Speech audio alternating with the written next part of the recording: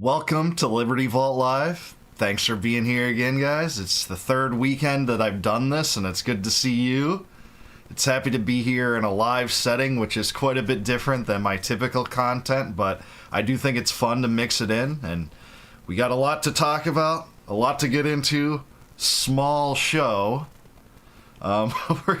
We're going to talk about a few items that are related in the news to events that are going on around us, and there have been a lot of those. The last few weekends I've talked a little bit about Massey, about the war in Ukraine, the situation in Israel, and the foreign policy regime in general. It's something that we focus on this channel. Of course, those things go on. In the last months, we've talked a lot about Charlie Kirk, the Charlie Kirk assassination, the story behind that, the story behind the story behind that, when it comes to the Zionist billionaire donor campaign and pressure campaign against him, and then people talking about this story, especially on the right, and the feuds that are related to that. That is our second featured story tonight, talking a little bit about Nick Fuentes versus Candace Owens, and there's things that aren't exactly new about that, but there are some new angles to that and what it means at a time in which portions of the dissident right are turning against the Israel First mentality. It's a really interesting dynamic because it hasn't really been seen in my life. And, it's one of the things that I'm most optimistic about. So we're going to talk about that and that feud. But as far as our first story, we're going to talk about war in Venezuela. What's behind it? Specifically, what are the motives for this war? Because I think that that's the piece of this story that is really being left behind by most accounts of this. Like, why is Trump trying to do this? It's not like there was, a electoral catalyst or mandate behind this. No one was calling for this. This wasn't campaigned upon. So what's really behind that? What does it mean? And when will we get into war with Venezuela? And what's the end game? What's the goal as far as the Trump administration? And in particular, Marco Rubio. What's his aspirations there? We'll chat about that. And some of the hidden angles of that story that, again, are not being covered by the mainstream media. Now, we'll talk about a few of those items for a few minutes, and after that, I'll answer all of your super chats. If you have particular questions, feel free to put those in super chat format. Just like the past few weeks, I'll read through those. Maybe a few extra questions, though I don't intend to have this stream carry on as long as my prior streams necessarily. I think one of them went almost 3 hours. But we will entertain those, and if the super chats keep coming, we'll try to keep answering them and see where this goes. But it's going to be a fun time. I want to interact with you guys. Please like the video. That will help me in the algorithm. And also, if you're curious and want to have a free copy of my first book, Compact of the Republic, in the link in the description, there's a link. You can go to that site, plug in your email, and I'll send that to you free of charge. You can also consider becoming a YouTube member of mine. I'd really appreciate that. That'll give you access immediately to all of my content, even the content that hasn't been released to the general public yet. And I want to thank that all of the members I see in the channel right now. I see Steve P7713. I see him here. I saw Celtic RN8 earlier. I see a few others. Net10 Yahoo. Good to see you too. A lot of you guys I definitely remember from comments and interactions that I had with you guys, and it's awesome. I'm sure there's a lot of other members here. If you're a member, speak up, and welcome. So let's go into our featured story. So war in Venezuela. What is this all about? Why are we talking about war in Venezuela, of all things? Because we thought that heading into Trump's second term, we'd be talking all about Ukraine and Israel, and we really have talked all about Ukraine and Israel. But there's always a new CIA boogeyman in town. That's the story that we learned from the bipartisan uniparty war machine, at least throughout my life. No American calls for this. There's literally no constituency for this outside of a small niche of neocons that have always aspired to overthrow the Bolivarian regime in Venezuela, Maduro. And honestly, it's not really new. It really isn't. It kind of got lost in the shuffle of all the stories that were being talked about in this campaign cycle and in this electoral cycle in general. The presidential campaigns, the Kamala Harris and Donald Trump epic clash between titans of philosophical differences going to head against each other, right? No one talked about Venezuela. It didn't come up, but it did come up in Trump's first term. Because if you remember in 2019, there was an attempt by this Trump administration to overthrow the Maduro regime. And it wasn't talked about a lot in the last few years because the story kind of faded away, kind of lurking in the shadows of history.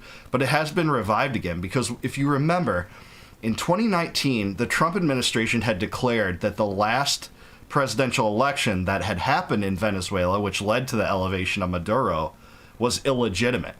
And because it was illegitimate, if you're the United States in support of the war machine and the military-industrial complex and the bankers that enable all of it, you don't just sit on your hands and say, oh, it's illegitimate, so we're going to do nothing. No, they say it's illegitimate, so we're going to try to overthrow that regime. And that's exactly what the Trump administration did. The Trump administration provided $53 million to the noteworthy dissident within Venezuela, Juan Guaido, trying to help him in a bid to overthrow that regime by force. That literally is what they tried to do. Now, that attempt was a failure. It didn't work out, and at the time, ironically, the current director of national intelligence, Tulsi Gabbard, completely skewered the Trump administration for doing this, saying, why would you side with idiots like Mike Pompeo to overthrow this regime for the neocons? That isn't a threat to the United States. And some of the same propaganda was thrown out at that time to stop the drugs, right? To stop drug trafficking, which is just hilarious and comical given that no fentanyl comes into the United States from Venezuela, even though that is sometimes claimed. No cocaine comes into the United States from Venezuela either. But this is the casus belli, and that's a cause for war, a cause justifying war, according to the United States for this. And it doesn't even make any sense. So 6 years later, we have the same drumbeat toward war, the propaganda campaign behind it, and it's all because of this, just totally fallacious propaganda campaign supported by the idea that it's going to stop drug trafficking. And what the state has done in its propaganda campaign is they tried to combine the war on terror with the drug war. So what you have to see here is that they've taken the worst elements of two of the worst wars on abstractions in American history and combined them into one. The drug war, which I believe began under the Nixon administration. He famously had the line about the drug war in the early 70s, that the drugs won.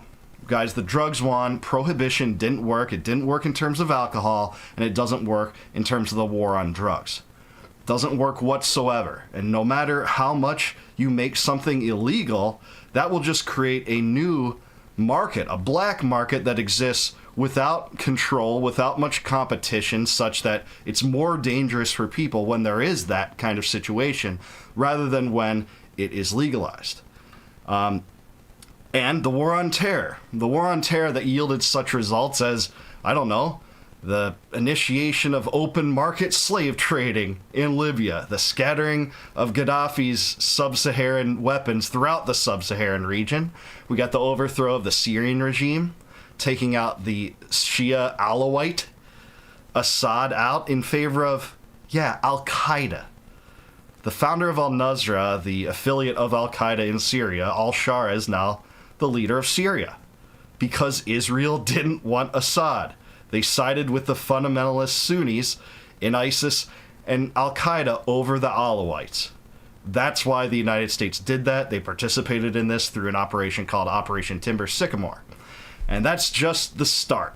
We also got 20-plus year occupations of Afghanistan and Iraq, about 5 million total people dead, bombed. No, they don't care about those people if they're foreigners and are brown. You had 1 million in Iraq alone. You had the Taliban replaced with the Taliban in Afghanistan after billions of dollars, actually trillions of dollars, and hundreds of thousands of lives, and 4 presidents in 20 years. That's your result. Well, what do you get now? You get regime change operations in Venezuela. And like I said, their ostensible goal is to remove drug trafficking. So combining the war on terror with the war on drugs for a enterprise as disastrous as the combination between the war on drugs and the war on terror. But that's not really the motives behind this. I think there are a few motives behind this. It has been talked about by several people. And to be clear, my sources for this are the great fellows at antiwar.com, Max Blumenthal, who's been covering this story very closely at the Gray Zone, some stuff on Drop Site News, and some other distant coverage of this. So people have talked about the oil reserves there. There are a lot of oil reserves in Venezuela, and I have no doubt that the United States would like to have a centrally managed system where they give trade monopolies, energy monopolies for American contractors and American firms to go in there and benefit from the oil reserves. That is true, but I really think that that only scrapes the surface of what they're trying to get out of this. I also think they're trying to guarantee that Venezuela does not enter into the BRICS alliance, a slowly growing and solidifying alliance between Russia and China and Brazil and Iran and other powers like India. And India has only been pushed closer into that alliance by Trump's decisions to slap them with 50% secondary tariffs for doing what? Daring to trade with Putin.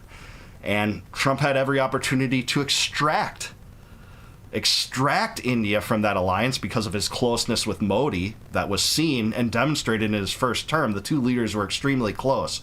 But everything this administration has done, and continuing to wage the proxy war in Ukraine, even going so far as to slapping the sanctions on regimes that dare to just trade with Russia, which, by the way, doesn't affect the battlefield situation whatsoever, has solidified that alliance. So the government does not want Venezuela to go into the arms of the BRICS alliance, especially because it's in the Western Hemisphere alongside the United States. The United States already doesn't like the fact that Brazil did that, and you often see anti-Brazilian propaganda. Some of it, I think, is actually, there's truth to it. There is a crackdown on freedom of speech in Brazil. There's something of a judicial oligarchy there, and you see that play out. But there's also a drumbeat for war to that regard, where we don't want them in BRICS. You only hear this propaganda about countries that defy the United States in some way, even if they don't pose a threat to the United States. So the United States wants to prevent Venezuela from becoming a full BRICS country, which they think will displace the power balance in the region too far for their liking. So I think that's part of it. But here's another part that, again, very few people are talking about. You know who the Nobel Prize winner was? I'm sure some of you do. This year's Nobel Prize winner is a woman named Maria Machado. And Maria Machado is an anti-Maduro dissident in Venezuela. She won the Nobel Prize. And sometimes I wonder why she won, but it shouldn't be much of a mystery to some extent, because, you guessed it, she's a close ally of Benjamin Netanyahu and the Likudniks. And here we have it. Here's a tweet from her. This was in 2019, talking about this and her rigid alignment toward Netanyahu and toward Israel itself. She said in this, it's translated from Spanish, that she was just saying that there is a message to the Jewish people she wanted to have on the 71st anniversary of the Declaration of Independence of the State of Israel. And the struggle of Israel is the struggle of Venezuela, according to her, right? They want alignment in the Venezuelan government that is closer to Israel that exists today, which there isn't normalization of relations today between Venezuela and Israel. So by having Machado, who they envision as a new leader to displace Maduro, they could align yet another country in the Western Hemisphere closer toward Israel. This is just the most absurd extension of the Israel First mentality, where it seems like this foreign rogue regime that sucks us into wars and we bankroll their genocides, gets us into crises, and it gets us into these kind of decision making when it comes to our government. I shouldn't even say us, because I don't want to be complicit with this, but this is what's lurking underneath all this propaganda, is they want a country that isn't in BRICS and is supporting the Israel First mentality in the Middle East and all the empire building projects there are there. Now, what does this mean as far as war? I don't know. I don't know when war is going to happen. I think it could be any time. We know some stories. There's mixed reporting about Trump and his conversations with Maduro, where Trump has basically said, step down or we're taking your ass out, essentially, with firepower and weaponry. And there's reports of Maduro essentially saying, yeah, I'm down for that just as long as I can step away in a little bit of time, maybe time thresholds, gain immunity for myself and other high-ranking leaders in Venezuela, etc. But it doesn't seem to be acceptable to Trump. In fact, Trump even tipped his hat on what was going on here a few weeks ago, if you remember it, when he said, essentially, I had a call with Maduro and he's promised me everything. Well, it's like, if you're a non-interventionist and you're really America first, I'd say take everything. If he's offered you the house, why regime change? And there's always some sinister plan and plot to side with the neocons, no matter what, including Rubio, whose goal this has always been. This has caused some fervor on Capitol Hill with Pete Hegseth and the idea that he might get displaced due to how he's handled this situation, because it is war crimes gunning down some of these ships, many of which have like 11 people on them without any due process. This is a violation of what's called the law of nations, like a typical set of arrangements by which countries agree to sustain themselves and operate in the world without going to war. This is a violation of that. These are war crimes. Typically the Coast Guard, which says it has about a 3/4 record for finding drugs, so in 3 out of the 4 boats that they seize, they do find drugs. Well, that's too much of a margin of error for us to just murder people around the world with impunity. And Hegseth's getting called out for this because he has said overtly, I have told the military to ignore the rules of engagement in this. And that is causing a lot of hullabaloo, so much so that he might finally get enough pressure to step down. Now, Max Blumenthal thinks that it might result in another scenario in which the top generals involved in these plots take the heat off of Pete Hegseth and say, no, he didn't order that. That was, a misinterpretation on our part to kind of save Pete Hegseth's hide. We'll have to see if that's the case. But that's really what I think is behind this conflict and really the run-up to war there. And we'll have to see how this story develops. It really, it's surprising to me that the bombing hasn't begun yet. It seems like this story started, a few months ago. Almost just over 2 months ago, I want to say.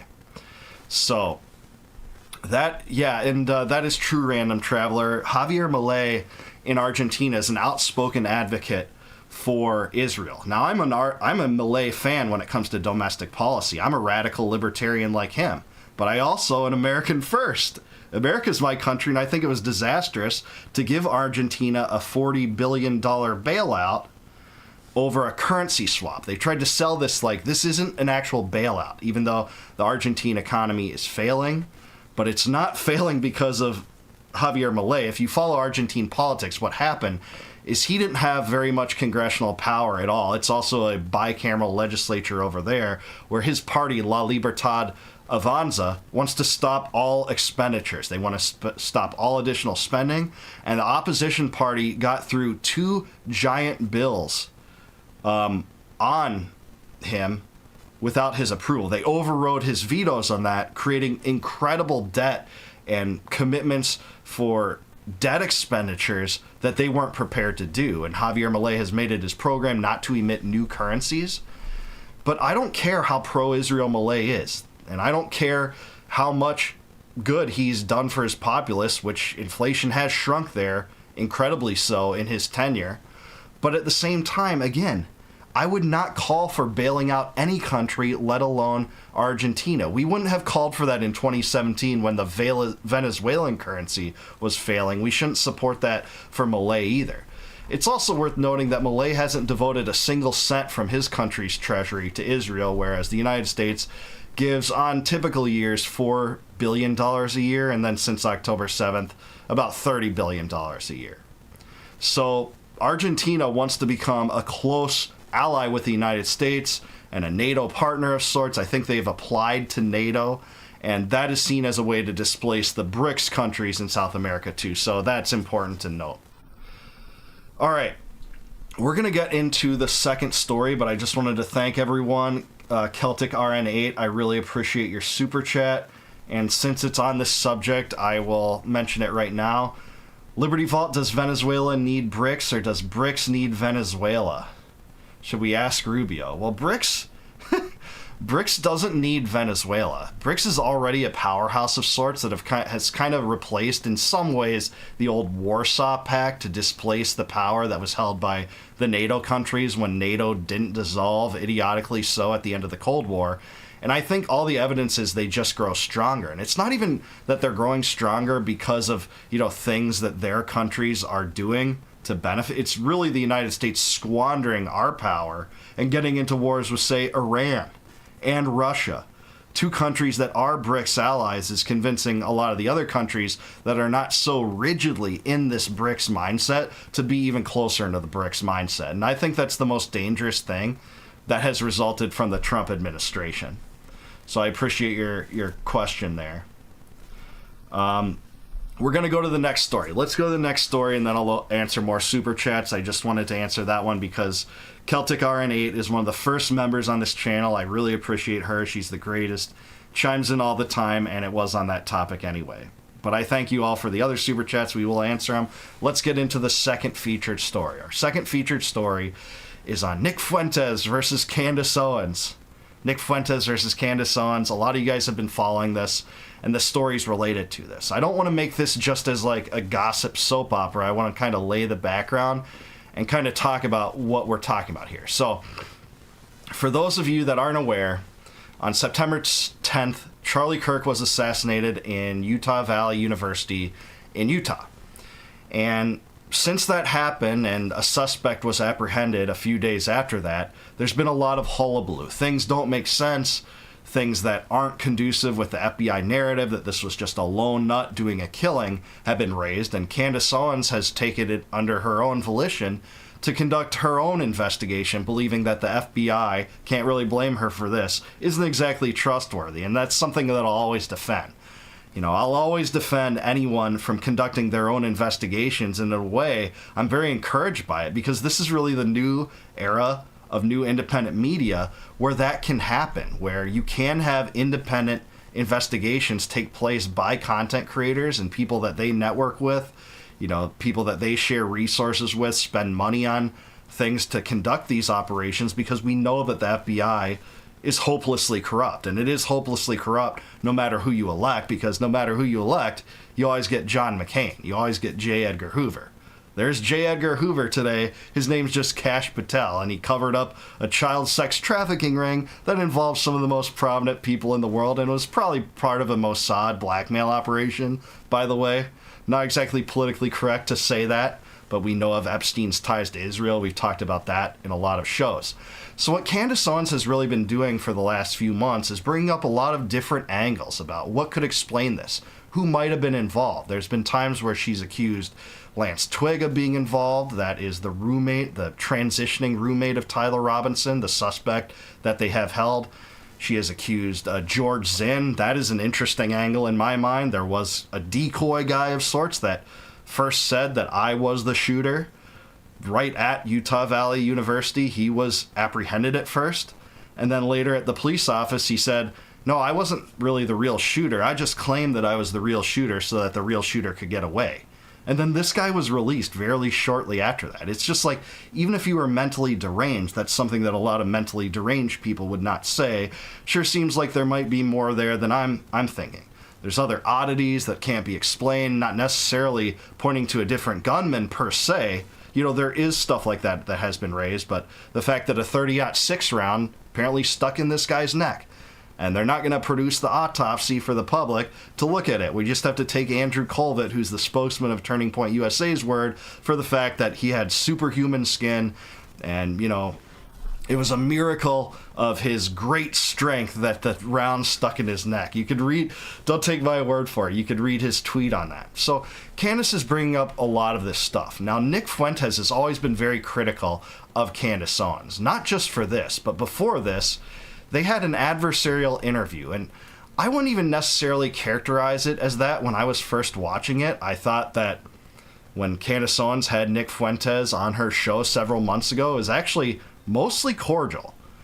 There were some heated moments, especially when Candace Owens started to talk about, like, hey, don't you think Dave Smith is a good Jewish critic of Israel? Are you going to lump him into this category when it's talking about organized Jewry and their innate desire to support the Israeli state, and he got very upset at her. And, he characterized it as an attack, but really what I saw from her was pushback, like reasonable pushback at times in that interview. Now, I would say that when he went on Tucker Carlson's podcast, there was less of that kind of animosity that was very self-evident. And there was some pushback there, too. For instance, Tucker Carlson would say, Nick, well, don't you think that there are a lot of neocons that deserve blame here, and a lot of them were Christians?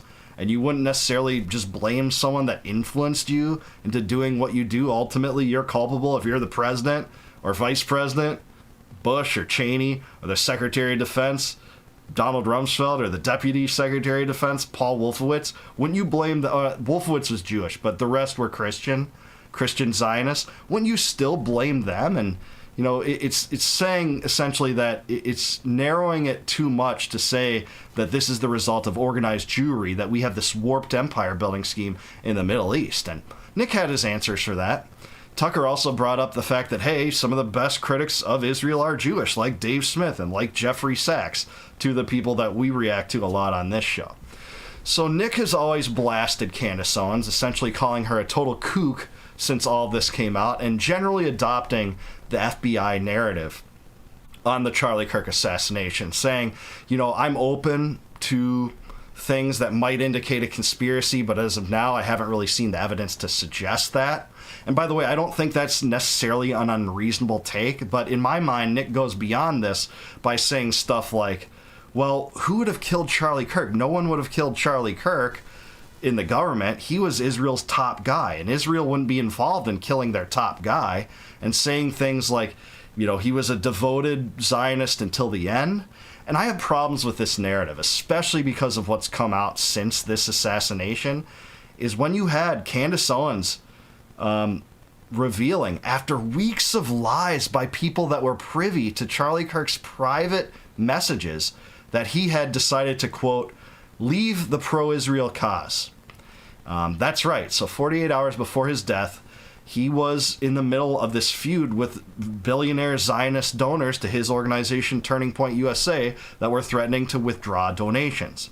They included, from what we know from Max Blumenthal's awesome investigation into this, Robert Shillman and Bill Ackman. And they were putting pressure on Charlie Kirk to disinvite Tucker Carlson from their their December event. And I don't know if that event has taken place yet or if it's still on the docket, but Charlie Kirk was emphatic, like, no, Tucker Carlson's going to speak. So he had said 48 hours before in that chat room, where several people that went on to lie about Charlie Kirk and him being the most, fierce defender of Israel until the very end, like Josh Hammer. Josh Hammer, of all people, lied and said that until the end, trying to take his death and twist it into a way that was advantageous for his own political preference to support Israel at all costs, the Israel first mentality. Well, Nick has to be privy to that. He's not so stupid to know these texts don't exist, but he still continues to say he was Israel's top guy, when it's very clear that by the end, he had decided to abandon the pro-Israel cause. That's Charlie Kirk's words. That's not my words. Also, in addition to that, in that same message chain, he had said, hey, they're mad about Tucker Carlson. They're just fulfilling all these stereotypes. We should go beyond that.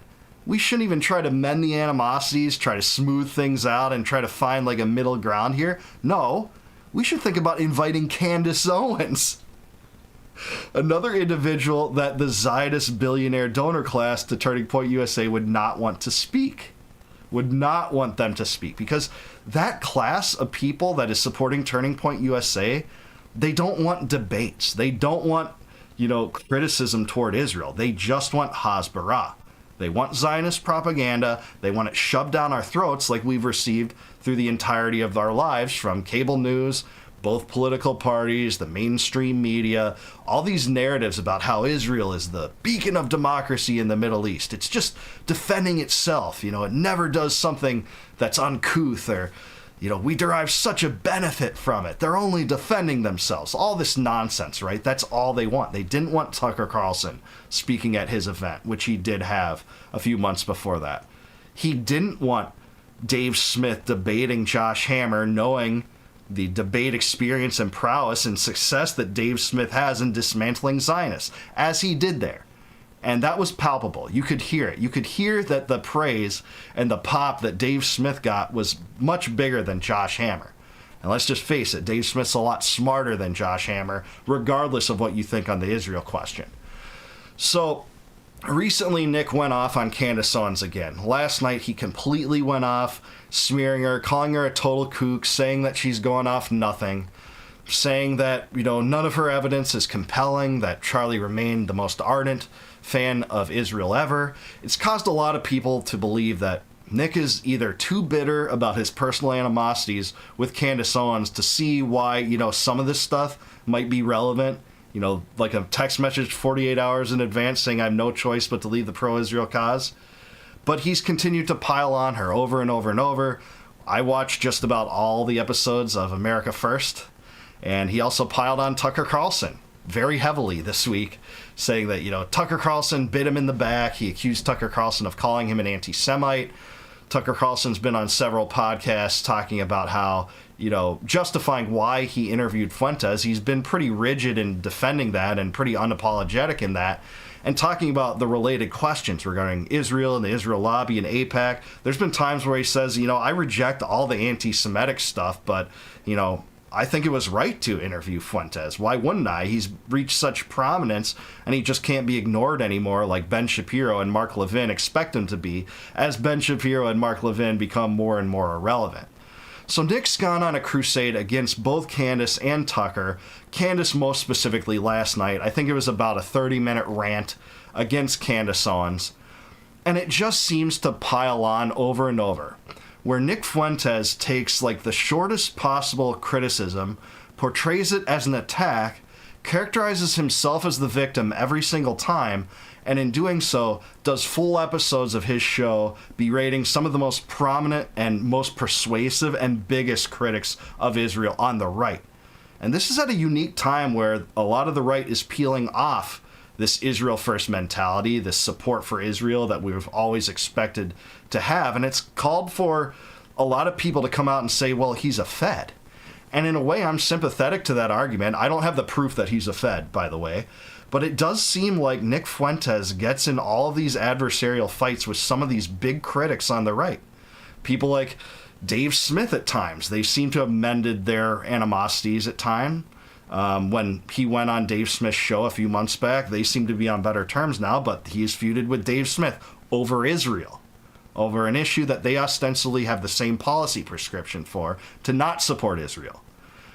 Same thing with Candace Owens and Tucker Carlson, the two most prominent right-wing content creators, ostensibly sharing the same exact policy toward Israel, meaning no U.S. aid to Israel, stopping these absurd wars on behalf of Israel. We want out of it. We don't want AIPAC's influence in the U.S. We want them to register under FARA, like every other foreign lobby should. We want that influence out of here so our sovereignty isn't robbed. Both of them having that position along with Nick, but Nick's still attacking them on that issue. Now, again, this would be different if this was in regard to issues that Nick didn't agree on with Tucker and with Candace and with Dave. Like, hey, they have different tariff preferences. For instance, Dave Smith doesn't believe in tariffs, and Nick Fuentes does. Tucker Carlson does believe in tariffs, and Nick Fuentes does. But it doesn't seem like Nick really focuses his energies on attacking people on the right for things that they disagree on. He always seems to attack them, or at least a lot of his attacks are focused on not opposing Israel in the right way. He'll say it all the time on his show. He says that they don't understand that this goes deeper than the neocons. It's organized Jewry. And if we don't see that, you're the enemy. And he says stuff like that. I mean, this is not an exact quote, but it goes beyond this too with other people like Daryl Cooper and very many other influencers on the right that are very antagonistic toward Israel and the U.S.-Israeli relationship. So it's called a lot of people out to say Nick Fuentes is a Fed. This is the way that a chaos agent of the state would operate to drive wedges and schisms in the middle of the dissident right at a time when so many people are refusing to support Israel anymore. And again, I'm sympathetic of that argument to some extent. We'll see what he says on Piers Morgan Monday. Some people are bringing that up in the chat. He will go on Piers Morgan Monday, probably produce a few minutes of a conversation there, I think a few hours actually, and we'll chime in there. In addition to that, a lot of people think that Nick Fuentes is a Fed because he had a famous speech at the Capitol building on January 6th. And to be clear, I don't believe in the Fed insurrection theory, the unarmed insurrection in which the only death was a Capitol Hill police murder of a woman, Ashley Babbitt. I think that it was ludicrous to do any arrest there. You can't call the Capitol the people's house, by the way, if the people can't go inside. And then you had all this evidence of entrapment, like feds just allowing people to come in through the doors when there are rigid locks. You don't have to allow that. When you had FBI agents in the field, that's been acknowledged to some extent. Thomas Massie tried to grill several officials to get more details on that. And you had this pipe bomb story, which actually has gotten back in the news. It was obvious Fed entrapment in every single way. Well, at the time, a lot of people criticized a guy named Ray Epps for going around the night before and the day of January 6th, imploring people to go inside. You have to go in the Capitol. That's our goal. He kept saying it over and over in video. Well, at first, he didn't get a single charge, and a lot of people said, well, hey, if you're trying to prosecute people for their evil acts in this insurrection, why isn't this guy getting arrested? And it's why it invited a lot of calls that, hey, this guy's a Fed. Ray Epps is a clear Fed. You have him on video saying this. And eventually he did get a small charge. I think he only got probation. He didn't get nearly the same kind of penalty as many people like the QAnon shaman, Jacob Chansley, I think that guy's name is, and several other people, some of which I've met in person, right? He was not punished harshly. Well, Nick Fuentes was there with a bullhorn and said things that were remarkably reminiscent of Ray Epps. Now, again, I'm not saying anyone should get arrested, but Nick Fuentes said some of the most similar things to Ray Epps of anyone. He said, break down the barriers, and likened this to a second American Revolution, that the job wasn't done yet, and that people needed to go inside and break the barriers, and he got no charges for this. That's another reason a lot of people think he's a Fed. Now, again, I don't have the evidence he's a Fed, but those things in conjunction make me sympathetic to the argument that he might be. And I don't know. I don't know that we'll ever get the answers on that, but this is a situation with his feud with Candace that has raised those questions again, too. So, that is what I am going to end with. That is the story. Those are the two featured stories. We will now go through the super chats, and I really appreciate you guys for your patience. I hope you enjoyed that, or at least took some interest in that. I'm going to go down from the top. So let's see. And feel free, if you want to join as a YouTube member, you can do that by clicking the join button below. If you do that, you'll get immediate access to all of my unreleased material. And I really appreciate that. Otherwise, we're going down through these super chats. All right. We are going with Mayashi Scriboto. I appreciate your cerebral and balanced approach. Well, I appreciate your super chat. Thank you very much. I really appreciate that.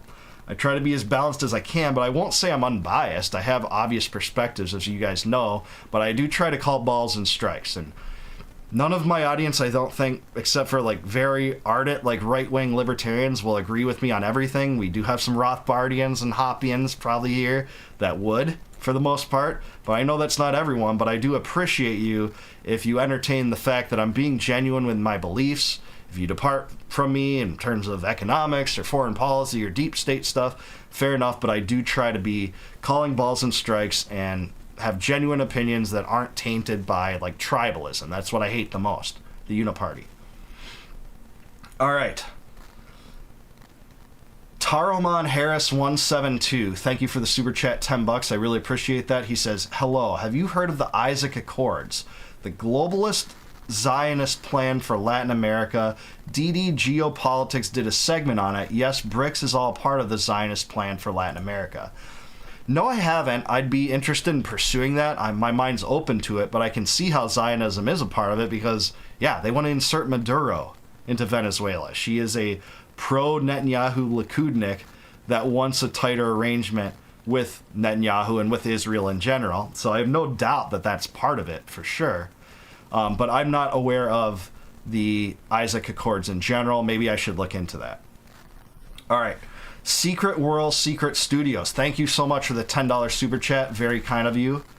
Why does it seem entities such as Brett Cooper and others will focus on rage bait versus discussing new owners of Paramount buying out media surveillance which directly impede Constitution.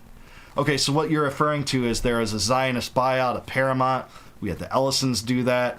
I think David Ellison and then Larry Ellison, along with Andreessen Horowitz, bought out TikTok. You are seeing the Zionists try to cling in desperation to the old media institutions to try to continue to control them in an environment where people are just turning away from them, that attitude, especially younger people. It's just some older people, and the older people in some ways are the real ones because they've been here a long time despite being inundated for decades and decades of corporate media, but it is a lot of younger people. But as far as Brett Cooper, I don't follow her super closely, so I'm not exactly sure. I think there'll always be a market for rage bait and just the gossip angle of a lot of this stuff. And honestly, I can understand if people even accuse me of, I think, gossip mongering, because some of these stories are interesting. They involve strong personalities, and I do try to connect them to relevant topics in the news, though. Like the Candace Owens and Nick Fuentes feud, I think, is very much related to the U.S.-Israeli alliance, the FBI's narrative about the Charlie Kirk assassination, the FBI itself, and the pressure campaign of Zionists against him. So I don't know. I think gossip mongering is some part of the human impulse that we can't deny, especially for women. I'm not trying to be sexist, but that is a thing that women actually follow a lot. You know, TMZ and stuff like that sucks in a lot of women. A lot of men get sucked into it when it comes to like sports personalities, though. Like, there's many different flavors of this too, and I'm not trying to be sexist. I'm saying that it's an impulse belonging to all of us. I think the women get more gravitated toward like the Hollywood and celebrity part of it, and like men get more gravitated into like sports drama and stuff like that, right? And it's kind of for obvious reasons. All right. Savage, what's up, man? You're always telling me that you're in like a whirlpool or something, like Hawaii and stuff, watching these shows. It's like crazy. It's like I just get jealous. Savage is a guy I run into in all of these different streams and chats, like Daryl Cooper and Scott Horton's show, and then Dave Smith's show. Always seem to run into him, but I'm glad he's here. Thanks for the super chat, man. Thanks for that $2. All right, XXSCDTXX. $10. Thanks, man. And by the way, I saw you in the comments earlier. I appreciate your takes. I don't want to be that guy, but what does Nick really add to the movement? Not saying people can't or shouldn't talk to him, but he's kind of radioactive. Yeah, I mean, I largely agree he's radioactive. I think a lot of people that would follow him would claim and argue he's radioactive. And I think it's actually his radioactivity that has attracted him a big fan base. I think that's why the Groypers like him. He's erratic. He's in some ways unpredictable. In some ways, he seems to switch his personalities even between super chats that he fields, sometimes like just destroying his fans, and other times like really siding with them and complimenting them. You know, he combines like some of what I consider about like Howard Stern in the 80s and 90s with politics. He's kind of a shock jock of sorts, and some of that's probably, you know, deliberate. His style can be turning people off, but if you're asking me what he adds to the movement, he's a very persuasive voice that opposes the Israel lobby and AIPAC and wars on behalf of Israel. Now, whether you're saying that his opinions on that are genuine or not, you can have your own story, but I think that adds a lot. I frankly think that opposing the Israel first narrative, especially how it permeates through the Trump administration and the deep state and the mainstream media and academia and Hollywood, it's necessary to rupture that, and Nick is a persuasive voice that does that. I don't think he's the only one. I think Candace and Tucker and Dave Smith and Daryl Cooper, and then on the left you have Caitlin Johnston and Cenk Uygur and Katie Halper and Max Blumenthal and Aaron Mate and Noam Chomsky that did that too. Norman Finkelstein, certainly so. There's heroes on both sides of this, and Nick plays a role in that. So whatever gripes that I have with him, I try to make it clear here that I'm all about single-issue coalitioning. And I'll support him on his adversarial attitudes toward Israel. Now, I do think he focuses sometimes more on attacking good critics of Israel than he does Israel itself at times. I hate to admit that, but that's what I think he adds. I don't have a lot of overlap with him ideologically, and you guys probably know that if you have watched my videos. All right.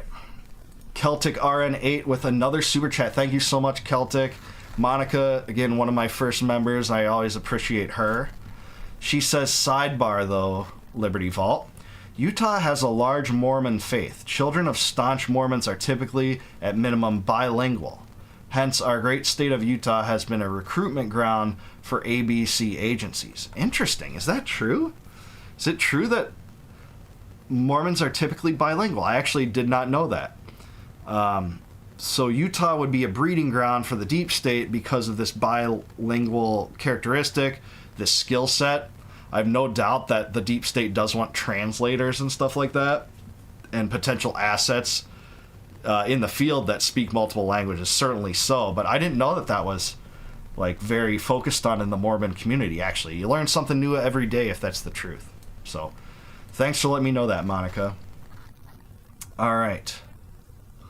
Another super chat, by the way, from XXSCDTXX. Again, thanks for your comments earlier, too, in the comments of my videos. He says, oh, by the way, have you seen the debate between Liquid Zulu and Dave Smith? Yes. I saw that entire debate, all 3 hours or so of it. It gets into really nerdy libertarian philosophy and theory. I know a lot of you guys aren't into that. But they were talking about, you know, the top libertarian axiom, which is called the non-aggression principle. It's the idea that you don't have the right to initiate force or violence against other people, and the only legitimate force that can be used by an individual morally is defensive force, meaning that I can't just stab someone in the neck, but if someone tries to stab me in the neck, I can stab them in the neck back. It's also related to proportionality. If you happen to dig your nail into my sides accidentally, I can't then kill you, right? It's a basic libertarian axiom that we, apply not only to individuals, but also government. It's why we think taxation's extortion, because the government stealing from someone is no different morally than individuals stealing from them. Same thing with waging wars. If I killed someone in the street with a, M16, that would be murder. But somehow the United States government can get away with that when it comes to murder crusades, mass murder overseas. It's basic libertarian theory. They talked about it a little bit. And what Dave was arguing in one part, which I just think he knocked Zulu out so easily, and it was so ridiculous because he said Zulu. Now, given the non-aggression theory, which I agree with, which I think is a good framework for morality. All libertarians think that, by the way. He said Zulu. Does that mean that you would not steal $5 to help your starving grandmother because of the extension of this belief that it's always immoral to violate the non-aggression theory no matter what? Like if the person closest to you were starving to death in a bed, you could save them by stealing $5 and buying them some bread. Would you have a problem with that, or would you let them die simply to uphold your standards and adherence to this doctrine? And Liquid Zulu said, no, I'd let them starve. I think it's, beyond the pale. I think it's immoral. I would never do that. And it's just, I'm sorry. That is when Liquid Zulu lost the argument. So that's my take on it. Again, this gets into nitty-gritty libertarian theory, and not everyone's really interested in that. So I'll stop there with that, but suffice it to say I did see it, and Dave just knocked the snot out of that kid. All right. I think that's all the super chats, and I appreciate it. Does anyone have any more super chats? Feel free to submit some. Otherwise, I'm going to just field some questions that I think I can answer. If super chats come in, I'll reprioritize those, meaning that I will answer those on top of any others I answer now, but I will answer a few that might be interesting here. So let's see. And I'm going to drink some IBC Black Cherry while I look at the comments. This stuff's really good, by the way. The root beer is really good, too. But I love this stuff. Good stuff.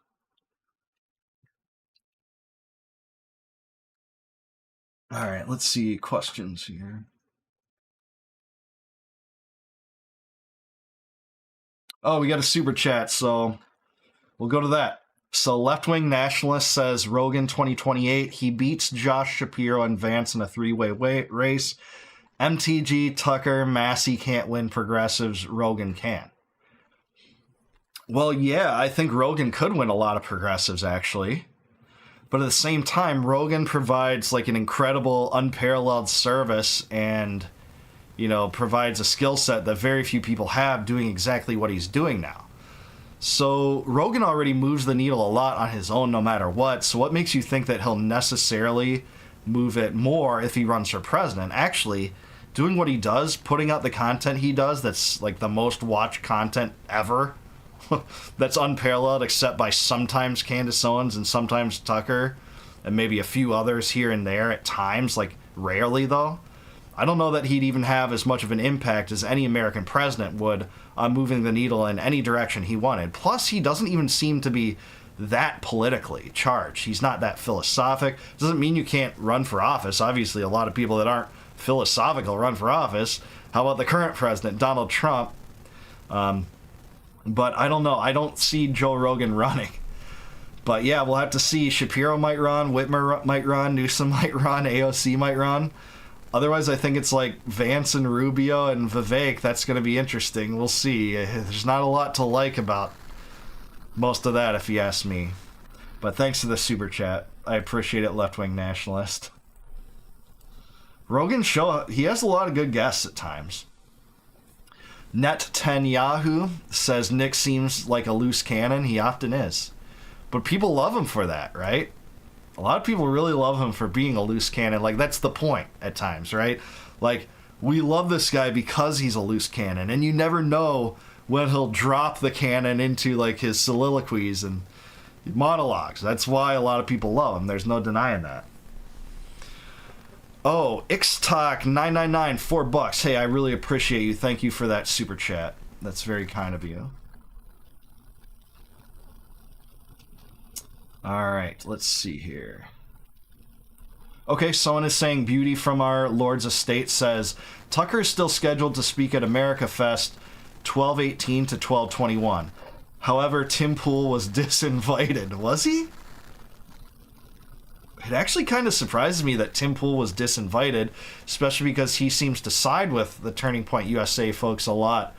On a lot of stuff, but that's a little surprising to me. But okay, so the event's still going on is the point. That's interesting. I didn't know that. All right. Feel free to submit any more super chats. I'll prioritize those. Other than that, I'm just being selective here.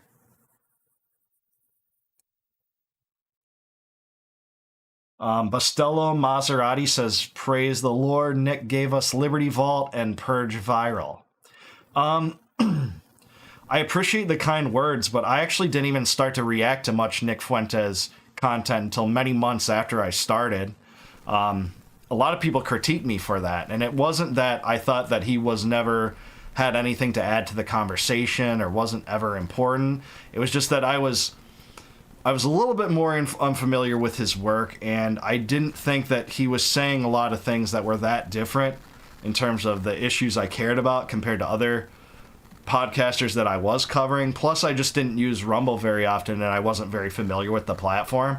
So that's more of it to me. I do think it's necessary to take on his arguments. I don't want to handle Nick Fuentes the way that Ben Shapiro and Mark Levin wants to handle him, which is to say, like, pretend he doesn't exist or try to, shout at him some woke epithet to hope that he'll not be, critical toward Israel or something, or critical toward the wrong things. It's not how he should be handled.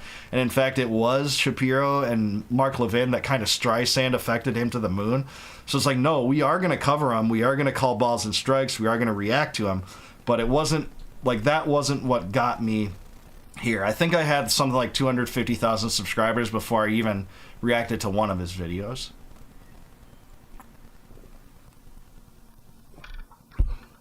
I'm kind of losing my voice. Hopefully I don't, though. I actually thought Crowder did a good job of asking Nick questions. Yeah, I think some of his lines of questioning were good, actually. Some were good. He pushed back, it seemed like, especially on stuff like related to like the welfare state and guns. Some stuff related to foreign policy. A lot of it was philosophical, and I like those conversations a lot, actually. I don't have much love for Crowder. I think he's kind of a hack at times, especially on Israel. And, his debate with Dave Smith was pretty pathetic. All he tried to do was interrupt Dave Smith like 20 times in any answer that Dave Smith gave. But that is what I think. And, I know Crowder has a huge audience. He's one of the biggest voices on the right. And, yeah, I think that some of the questions were actually all right, to be honest. And I'm not a huge fan of Crowder, but I would generally agree with that. I do wish that Nick would act like a Christian instead of just saying he is. Yeah, I mean, we all have shortcomings, though. Even Christians do. But it does require a new mindset. You know, Jesus said, follow me. Don't conform to the world. And it does seem like on some of these tropes and some of these antagonistic attacks and just the hateful mentality sometimes. And I don't mean stupid crap like hate speech. I think that all is nonsense. It's woke nonsense. But Nick's disposition does seem like filled with bitterness a lot of the time, and that's really counterintuitive if you're a Christian. Really, if you're anyone, but I guess I kind of agree. But it's also the thing about the speck in your neighbor's eye. You know, remove the speck from your own eye before the log in your neighbor's eye. The log in your own eye before the speck in your neighbor's eye, too. So I'm not trying to be judgmental about it. Let's see. Any other super chats, feel free to submit them. No obligation, but we'll probably wrap up the stream in a little bit, but I'm maybe going through a few other comments here.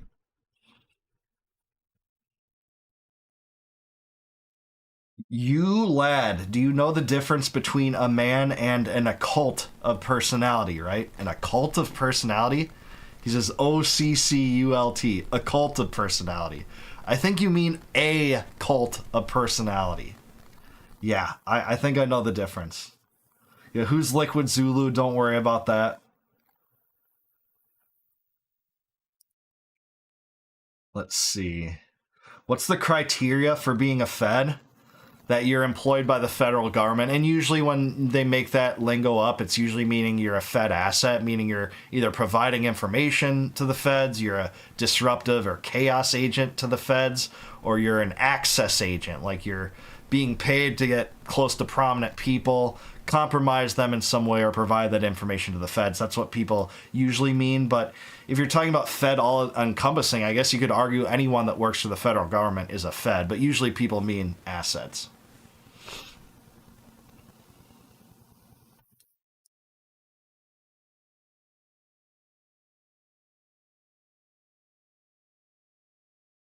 All right, let's see here. Any other questions? One guy says, Thracian, Nick's a smart and talented kid, but needs maturity and to drop the ego. Maybe so, but I mean, he's 27.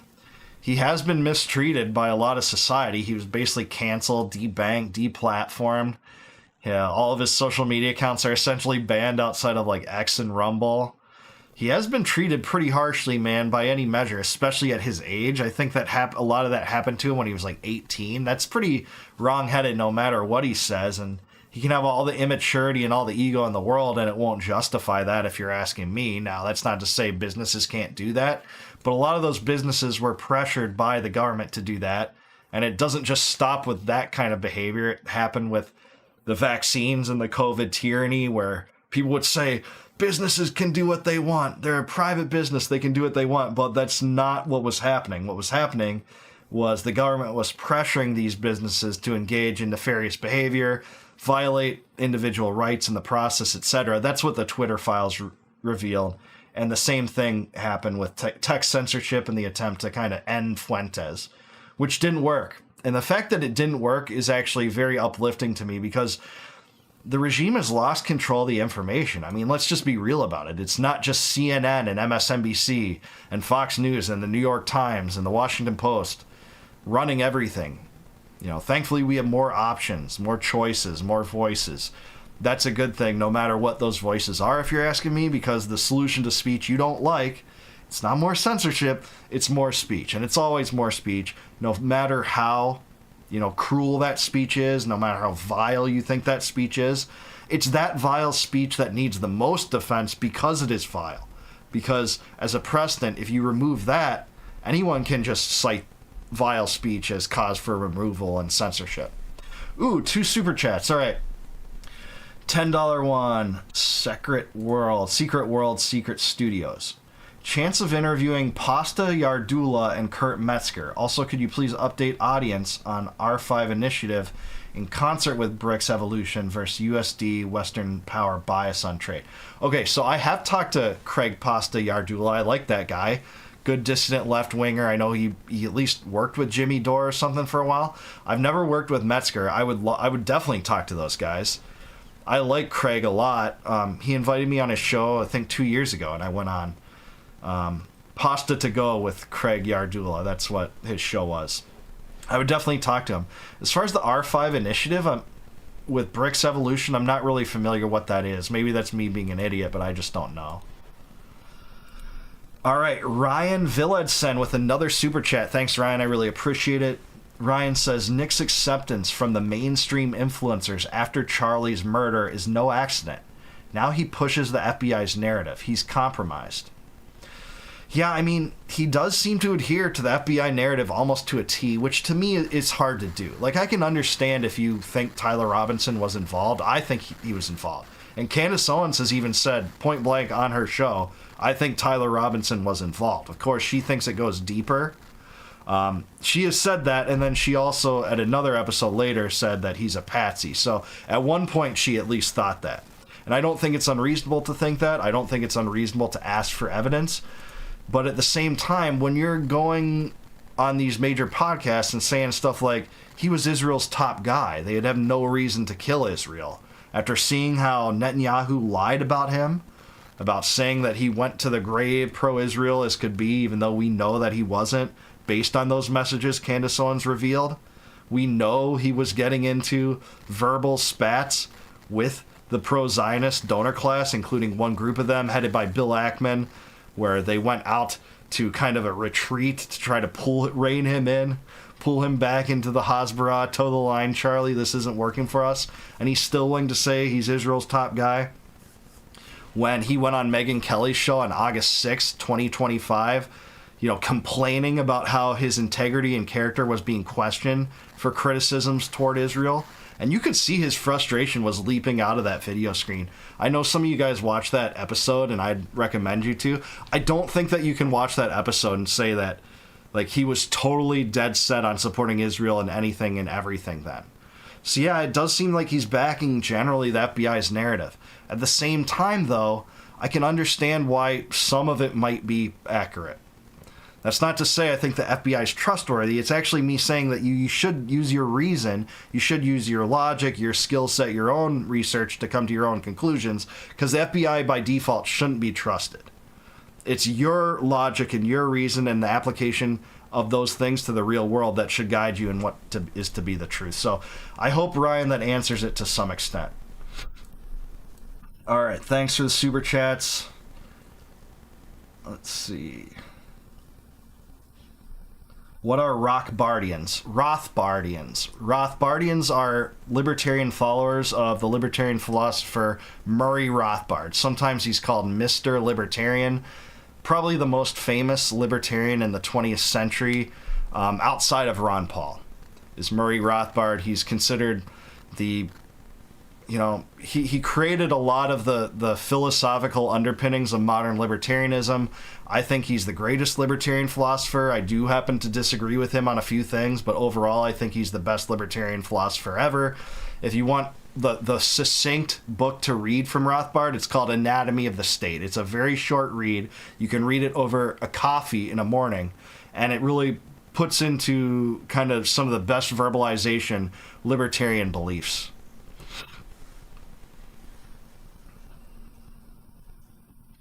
Isaac Anthony, you all would call me a Marxist, but I agree with you getting influence out of our government and stopping the wars. Awesome, man. That's awesome.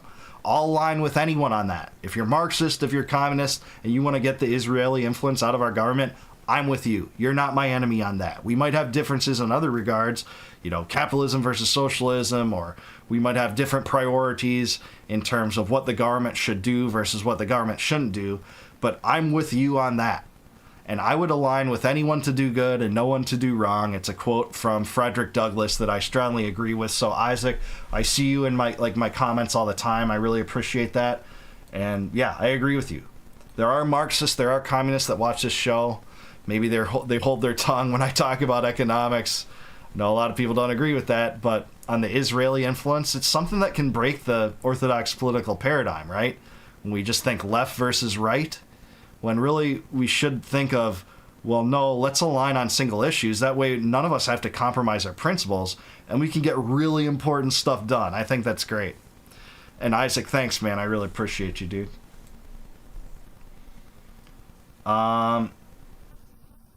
Angel says Liberty Vault and Revolutionary Change, keeping it real. I'm not sure what Revolutionary Change is. Is that a different channel on YouTube or something? Maybe it's a different channel. Yeah, I know a lot of people in the comments. It's just like half of the comments are like Nick is a Fed, and then half the comments are like Candace and Tucker's a Fed, and this guy's a Fed. And honestly, I hate that. It's just such it's a lazy form of argumentation. And I'm not saying it's necessarily always untrue. There are Feds out there, but I want you to make an argument. Why do you think they're a Fed? Lay it out for me. And it just seems like a lazy excuse not to tackle some of the issues at hand on some of these things. That's what I try to do, is I actually just try to advance the issues, talk about the issues, call balls and strikes when I see it. And when I see a lot of the dissident community, like, that's my least favorite tendency of dissonance, is like when comments are just like, this is obviously controlled opposition. Sometimes they don't even say who it is or why. It's lazy. I think it's the dissident community kind of eating itself, and it's not that productive. And I do think there is an incentive for the deep state to try to drive wedges between people that otherwise would align on things. Certainly that's the case. I think the best example I often use is when the government viewed, literally, I think they viewed the last organic, legitimate movements that actually were making inroads with the populace, the Tea Party movement and the Occupy movement. They actually had some overlap. Their overlap was they believed that there was financial corruption in Washington. It was through collusion between the state and private enterprises to some extent.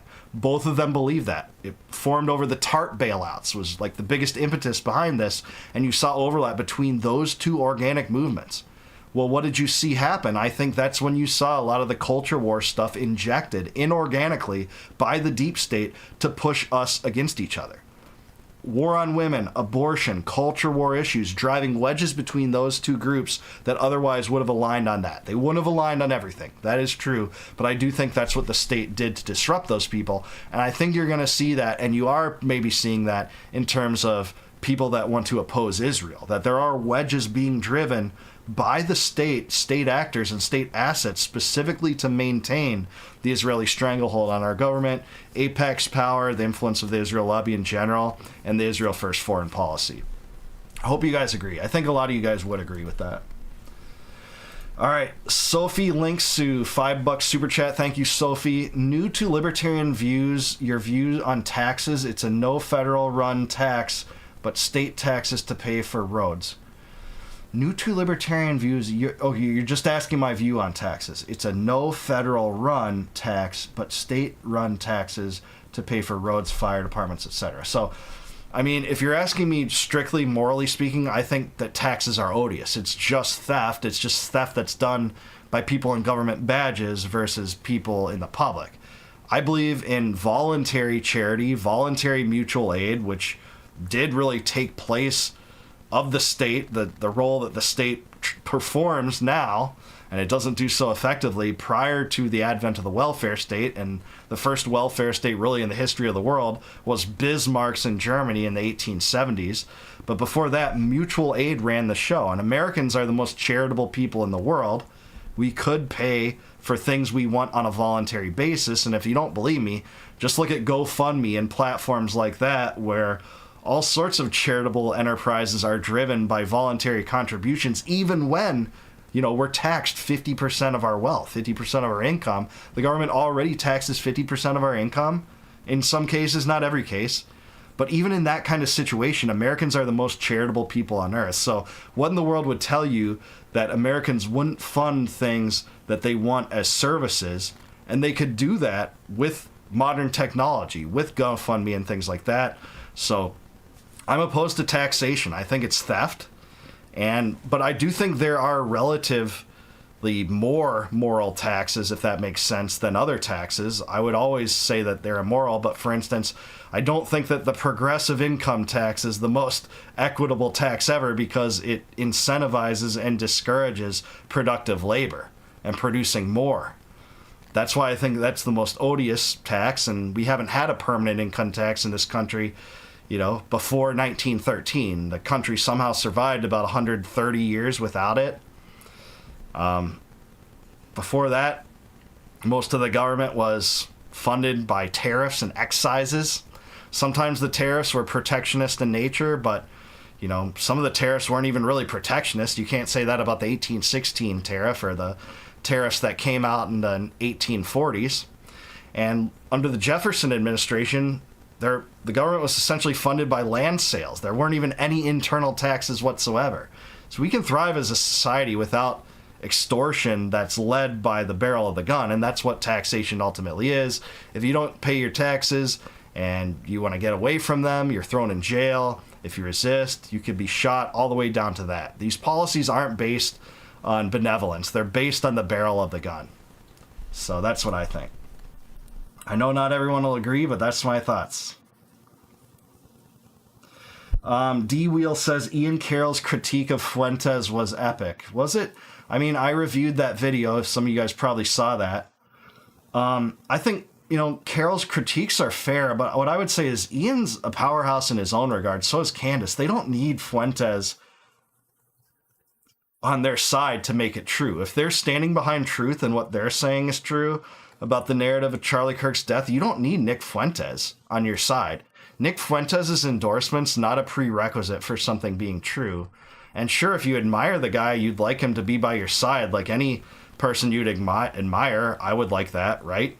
But at the same time, if that's what you think, and you think he's wrong on the issue and that he's just causing drama or schisms or bitter feuds with people like Candace Owens, when he seems to have much more animosity for Candace Owens' investigation than the FBI's investigation, all those things are weird. But if all those things are true, that makes it even less necessary for Nick Fuentes to be on your side in this, Ian. So if Ian was here, and I like the guy, I'd just say, just do what you're doing, man.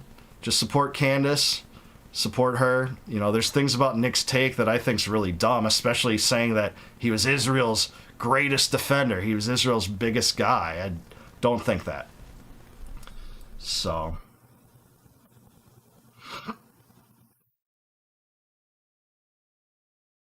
all right.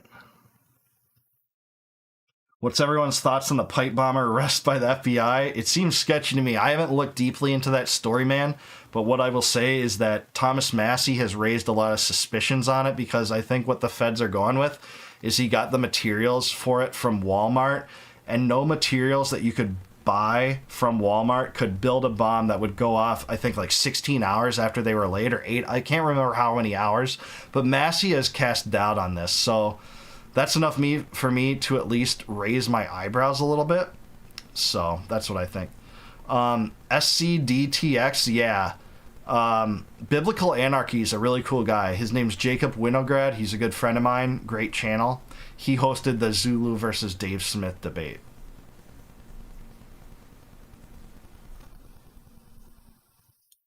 Okay, here is a super chat I didn't get to. Kula Akoa.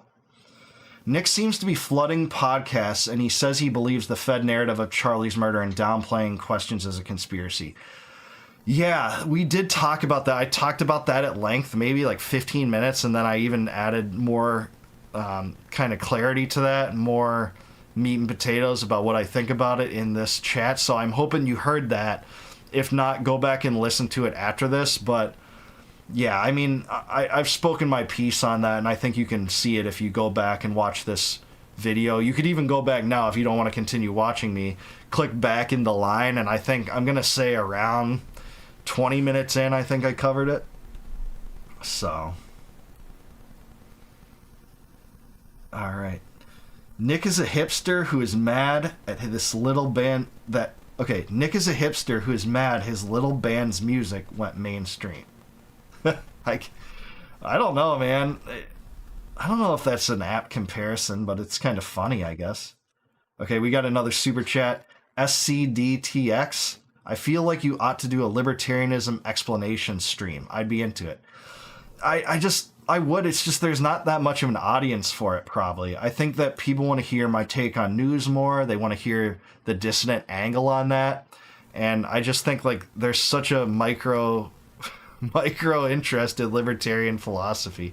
I'm willing to talk about it. I try to work it in. If I'm asked questions, I'll answer it. But I don't see my content going in that direction. I like content where I'm talking about issues that are relevant in the news, applying, my own beliefs, which generally are libertarian, but a lot of libertarians I would disagree with on some things. And look no further than the Libertarian Party. Some of the leadership in the Libertarian Party and some of the biggest factions over there I wouldn't agree with on everything, especially. 4 times the Funky. Oh, here we go, man. 4 times the Funky. What's up, brother? He said, so excited about tomorrow's game. Love you, Dave, but go Bears. He's saying bear down. Yeah, that's a big rivalry, man. Big game tomorrow between the Packers and the Bears. It's the most historic rivalry in the NFL. You guys see my allegiances right here. Get a lot of comments on that. But both teams are close in the rankings. First and second place with a half game separating them. The Packers have a tie and the Bears don't. So that's going to be a huge game tomorrow. Can't wait. I think it kicks off 3:25 Central Time. And maybe if you're a Bears fan, you're in Central Time too. So that's going to be a big game. I can't wait to see it. I am a huge NFL fan. I know a lot of people that are into politics aren't big into the NFL, but I sure am. I love the NFL. Always loved the NFL. Lifelong Packers fan. But that's a great rivalry for sure. All right. Tucker Carlson, CIA agent, $2. Erica needs to confess to the crime. Okay. Make your case for Erica Kirk, man. Erica Kirk's a public figure now. She's the head of Turning Point USA. She's the CEO, right? So you can criticize her. I haven't seen any evidence to support it, man. I think that that's really grasping at straws. It's like every indication was that they had like the closest possible relationship. You can say she acted weird afterwards. Like she benefited from this, but it's like, was that guaranteed that like there's this conspiracy with the board that she would be elected CEO in the event that this murder goes through? I just haven't seen any evidence that points in that direction. And I honestly think it's kind of lazy without any paper trail or anything like that. But you make your case. That's fine. Sorry, brother. Newer chats read. My second paid missed. Okay, dude, I'll go back and look at it. Secret. 1 second. Just to make sure. I probably missed it. I answered the one about Pasta Yardula. Can you repeat your question? I'll see it, Secret. If you put your question again, Secret, I'll see it in the chat and then I'll answer it. I'm sorry if I missed yours for some reason. I thought I did 2 of yours and I got to both of them, but if you did 3, maybe I missed it and just put it back. Michelle Guillen, also a member. Thanks, Michelle. I don't trust Erica Kirk any longer. I hope I'm wrong, but I'm starting to lose hope. What do you mean? Do you think she was involved in the murder? If so, why? Like, I'm open-minded, man. I'm not trying to shut down these conversations. I just don't see it. I just haven't seen a plausible angle in that direction. And maybe if you're on that train, some of the people hearing me say that will be like, all right, you're in on the cover-up then, too. That's how I think a lot of the conspiracy community eats itself to death, by the way. By if there's someone that agrees with you on like 95% of the conspiracy, but not that last 5%, they're in on the cover up. And I'm not saying that's what you're doing at all, Michelle, or anyone else that holds this view. I don't know. But there are some people that if they don't agree with like your niche conspiracy theory that like 2 people in the United States believe in out of like 330 million, they will be like, all right, you're controlled opposition. You're in on the cover up. I think that's a poisonous mentality, and that's in any kind of conspiracy realm, not just this one. So I'm sorry if it's sounding like I'm bringing it up because of this. I'm not. Have whatever theory you want. The spouse is always the number one suspect in a murder case. Not true. The spouse is not always the number one suspect in a murder case.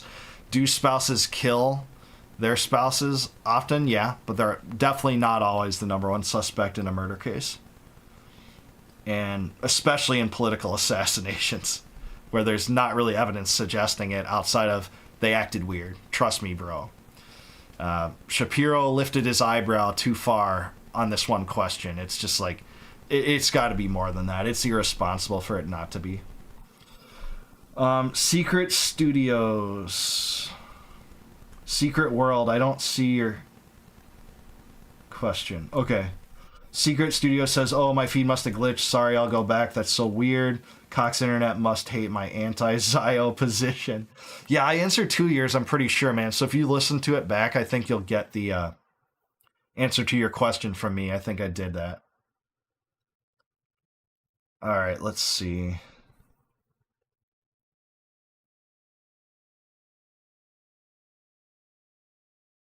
No, I don't believe the FBI, and I didn't say that. I didn't say at any time in this channel I believe the FBI. If the FBI said the grass was green, would you believe them? Or would that alone be enough for you to believe that the grass isn't green? Like, if humans need to drink water to survive, if they said that, would you think that you don't have to drink water?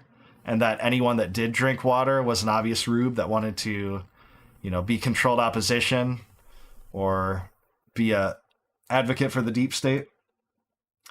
What do you think of Mike Johnson? I think he's total vermin.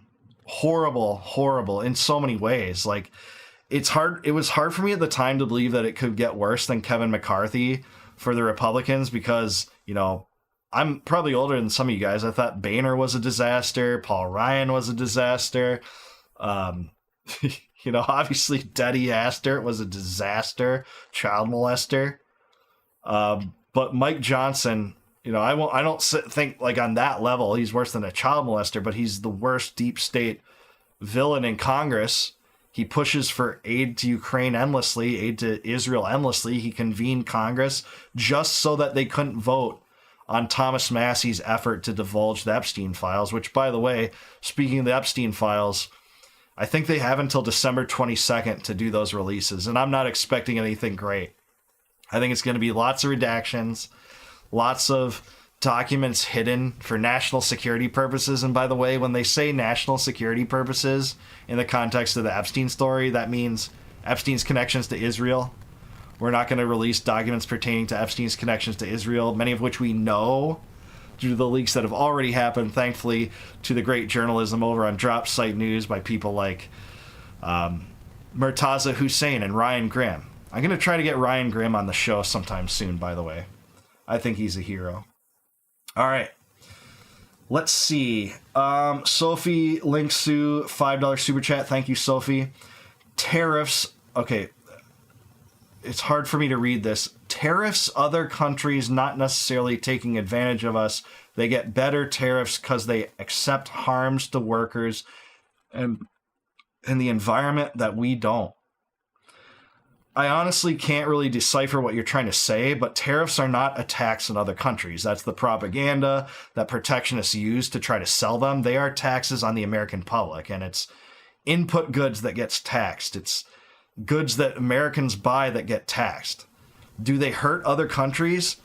They don't hurt other governments. They hurt consumers in other countries because those consumers can't move their products and services quite as easily among a populace that is more reticent to buy them if they cost more.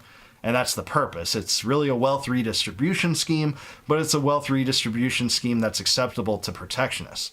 David Ricardo proved back in the 1810s that comparative advantage and trading on a mutual and voluntary basis was always advantageous, even if it doesn't relate to workers in your own state. For instance, if you're saying otherwise, you're literally saying that if China was giving people in the United States television for $100, the only worst thing would be is if they give United States citizens televisions for $50. And the only thing worse than that would be giving Americans televisions for $25. And then the only thing worse than that would be giving Americans television sets for free. But look at what you're forced to argue into when you're backed into this corner where you think that this trade disparity, this, trade deficit is so important, where it's like at some point you're complaining about receiving goods for free. No, taxing goods hurts Americans, it hurts consumers, And people say that it benefits the worker. It doesn't always benefit the worker, and sometimes it doesn't save hundreds of thousands of dollars per job. That is used to justify this.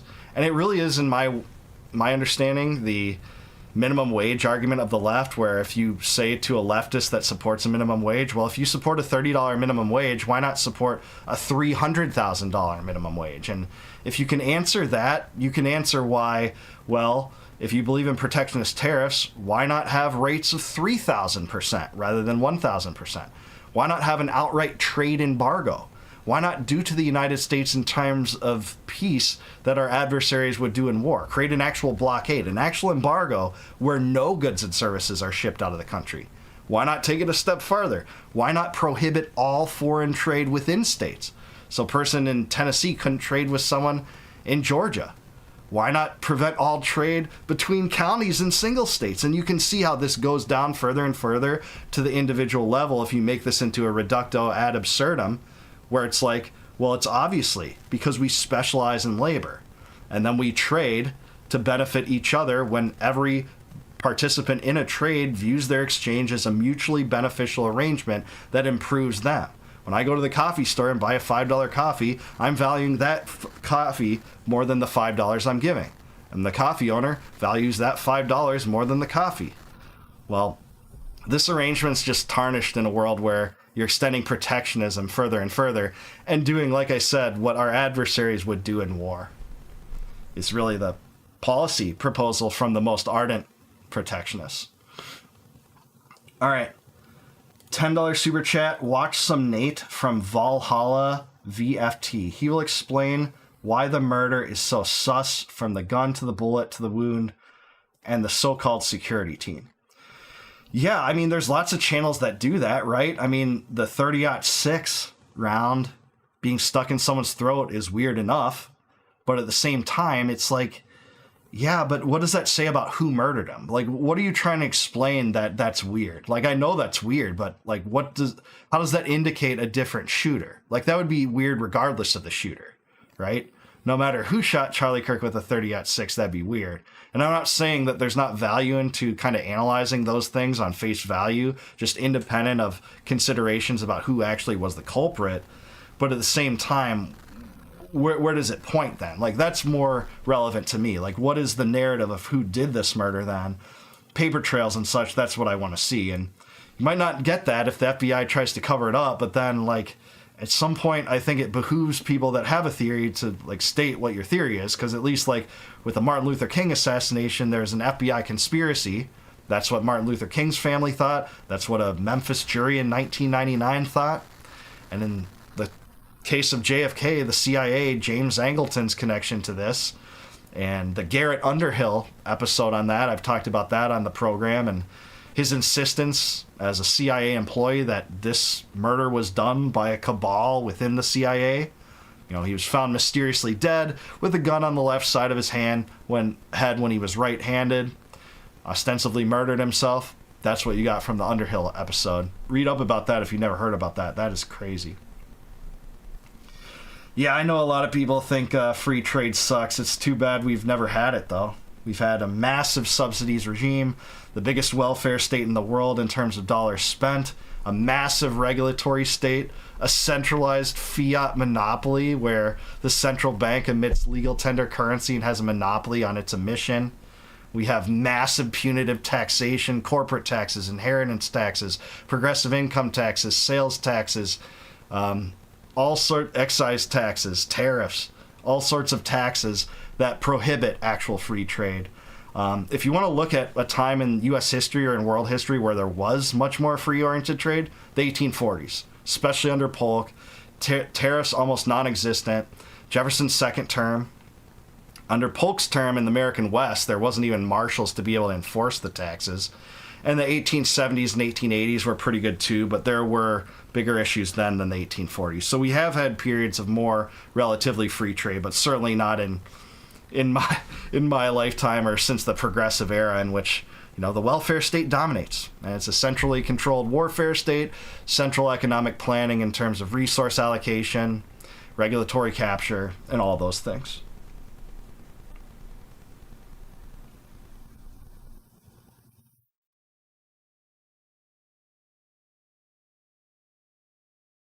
Polk was sick. Polk was one of the greatest presidents when it came to actualizing his entire agenda, and he did it all in one term. He lowered he lowered tariffs, he got the United States out of central banking completely for a time and into what was called the independent treasury system. He built what was called an empire in the Pacific, and that's, not something I'm too keen on. He was interested in acquiring California and all the way up to settling a dispute with Canada over the border, with Britain over the border of the United States and Canada. And he won the Mexican-American War. It was one of the first times in which, war was declared against a rival. When the president clamored for it, the president said American blood has been spilled on American soil, but he got Congress to declare it. He succeeded in wiping Mexico out. A lot of land transactions occurred from that, including the Gadsden Purchase. And the Wilmot Proviso came in after that. Polk was very successful. Tennessean. I've been to his childhood home. You can see it in Columbia, Tennessee. Interesting guy, and he was kind of like a dark horse. He wasn't going to be considered the presidential frontrunner until several things happened in the Democratic Party to assure it. But interesting guy. People should know more about Polk. Really interesting guy. N-word Snowman. I love that name, by the way. N-word Snowman. What do you call a Federation flagship with no Klingon bridge officer? Federation flagship with no Klingon bridge officer. I don't know, but I'm a Star Trek fan, especially Next Generation. That's probably my favorite television show ever. It's Game of Thrones and Star Trek The Next Generation. But I don't know. There's probably a joke, and I'm going to look like a fool for missing it, right? Nah, Polk didn't start empire building. He didn't want like a militaristic empire. I don't know. Who did it most was probably Theodore Roosevelt. Theodore Roosevelt, the Spanish-American War was really one of the first wars of conquest from the United States. And his predecessor, McKinley. McKinley and Theodore Roosevelt was really, I think, the start of the American empire. I mean, there was Western expansion and the idea of manifest destiny and the Louisiana Purchase and things like that. Jefferson himself even referred to the Louisiana Purchase as producing a quote-unquote empire of liberty.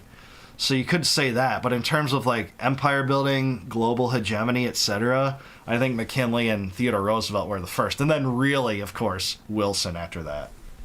But N-word Snowman, he gives the answer. So his question was, what do you call a Federation flagship with no Klingon bridge officer? Completely wharfless. Good stuff, man. That's like total dad humor. I love Next Generation. Worf was a great character, but man, like this is you're going low, man, with this dad humor. Completely Worfless, dude. I think that's like grandpa humor at this point. Right? Gary Webb, let's see. All right. Any more questions or super chats? I think we're caught up on super chats. Okay, there's one more. Candace and Charlie were obviously messing around. I don't know, man. Like, what's your proof for that? It just seems like speculation. Seems like they're just friends and had a big friend vibe, but I don't know if that's even relevant at all, but thanks for the super chat.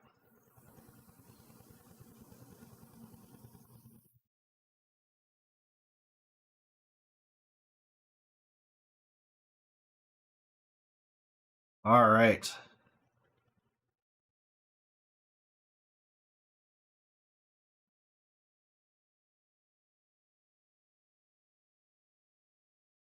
All right. Race Car K with the $10 super chat. Thank you so much, Race Car K. I really appreciate it. Race Car K says, really like these live streams. Glad to hear it. Glad to participate. Glad you like it. It's a different kind of content for me. I hope you guys are enjoying it. There's some good questions and some fun interactions to do. I know you guys don't always agree with me, but it's glad to know that you're willing to watch, even where there's disagreement. Thanks for joining in. I appreciate that. So Race Car K, I really appreciate you. Oh, thank you. Yeah, Race Car K with the $10 one. I didn't realize that at first. Yeah, you should do more of these, says Left Wing Nationalist. I will try. I'll try to do more. Like I told you guys before, if you've been here the last few weeks, I can't commit to doing, more, every single weekend. I'll try to do it a lot of the weekends, but I can't commit to it. But I'll do my best. It's fun for me, actually, and I make out good with some of these super chats, and I appreciate them. Like I said, no obligation. It's me having fun, spread the news, get a little different content in, mixture of content. Secrets World, great show. Liberty Vault, thank you so much for hosting. Thank you, Secrets World, for, 2 super chats plus kind comments. Can't get enough of that. I really appreciate that. What's your thought on the same prosecutor for Jan 6 being used for the pipe bar? I didn't even know that, man, but I'm just laughing because it's just like, what a federal government thing to do, right? For the same prosecutor for January 6th, and I'm assuming that comes to the prosecution of the defendants from January 6th. I don't think it was the same guy for literally all of them, right? Because there were dozens of people prosecuted for that, right? For being the one for the pipe bomber. I don't know, man. I'm just laughing because that's so typical. The thirst for drama is insane. Yeah, I mean, that's part of the human impulse, though, right? And a lot of these stories are pretty salacious. It's what you're going to get when there's like a sex trafficking ring as the top story in Washington for arguably for 5 years, right? 6 years.